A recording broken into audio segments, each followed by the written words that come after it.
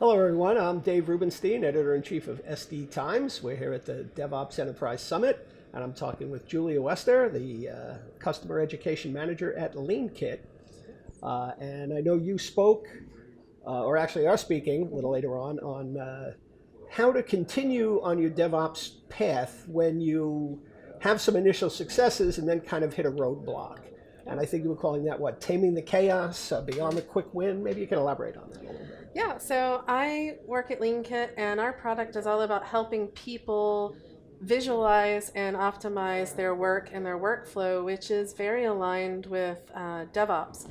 So I spend a lot of time working with businesses to help teach them Lean and Kanban methodologies. Again, that's so in line with DevOps. So I thought that this kind of story would be really applicable to the DevOps community as well. So I want to talk to people about how you read a book, you come to a conference, you get really great ideas, and you're all excited about it, and you might start visualizing your work or your continuous deployment pipeline, and you get some quick wins and you feel great, but then momentum sort of stops, Right. and you're left wondering, that's not all I signed up for, right? Right. So where is all of that stuff that I read about? Right. And so I'm telling people a few themes to consider, and hopefully giving them a few tactical things they can do within those to help push themselves a little deeper from an improvement standpoint. And those three themes are, thinking as a wider system, getting out of your team, getting out of your silo,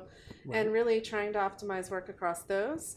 Then the second thing is, once you are connecting all of that, let's focus on looking at optimizing the flow of work through all those touch points, because the touch points, the handoffs, are where we lose a lot of our steam. A lot of the time it takes to get work done is spent not actively working, Right. but waiting. So focusing on typing faster really doesn't get you very far. Right. And then really the third theme is about really embracing and prioritizing continuous improvement, and not just using hope as a strategy that you'll improve via some unfunded initiative like go improve, but I'm not going to give you any tools or time to do that. Right. So those are the three sort of themes that my talk will cover, and help people know at least one step they can take to get them back on the road. Yeah.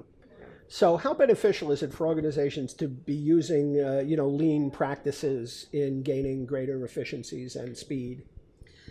I think it's one of the best things that organizations can do to achieve their goal, if their goal is quickly and consistently delivering value to customers or society or whoever. And customers can be internal or external, really doesn't matter. The process, the mindset behind lean thinking isn't about having as few people as possible. It's not about firing people.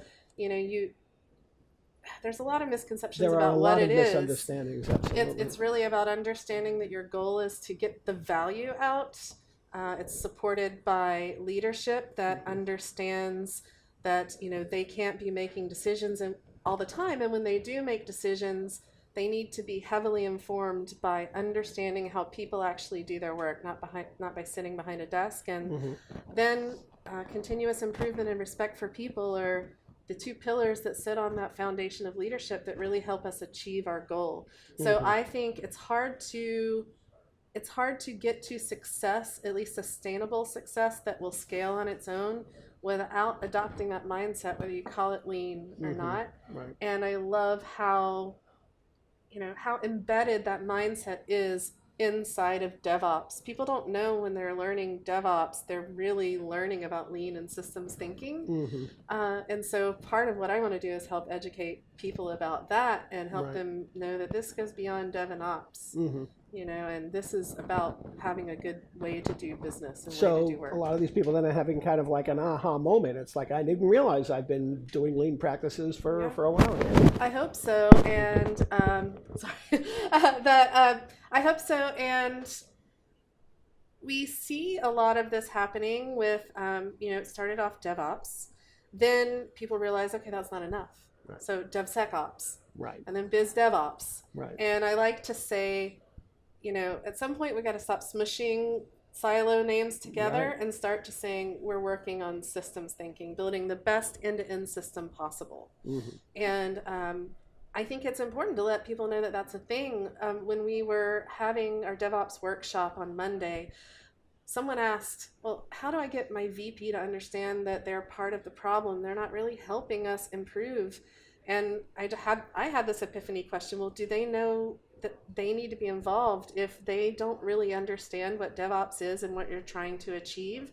The word DevOps may make them think that that's a lower level activity, right? And we need to help educate people that this is about the whole system of how you do business. Right. So I want to make sure that people don't leave value on the table because they don't understand the depth at which we really need to be thinking about these things. Well, this is one of the shifts that we're seeing in tech. It's that it's now business driving technology as opposed to just technology for the sake of technology. Yes, absolutely. And gaining an understanding of what ultimately is going to benefit the business and benefit the business's customers. Yeah. And I know Lean, in terms of gaining efficiencies in the development process, is a good tool. Yeah, one of the things that people think, and people actually say that the purpose of Lean is to get rid of waste, but nobody ever has their life goal to remove waste. Our goal is to deliver something. Right. And the byproduct of doing all of these things, visualizing your work, enforcing focus and learning and improving. Right. Waste reduction is a byproduct of that. Right. It's not the goal. Right. So we can get people to stop being afraid of, what happens. I mean, do you want to work on something that might be considered wasteful? I don't think anybody does. There are plenty of ways that we can all add value. So we don't need to be afraid of improvement. And the technology that we have, that you hear about in these DevOps conferences, we're talking about so many ways using tools to optimize our systems.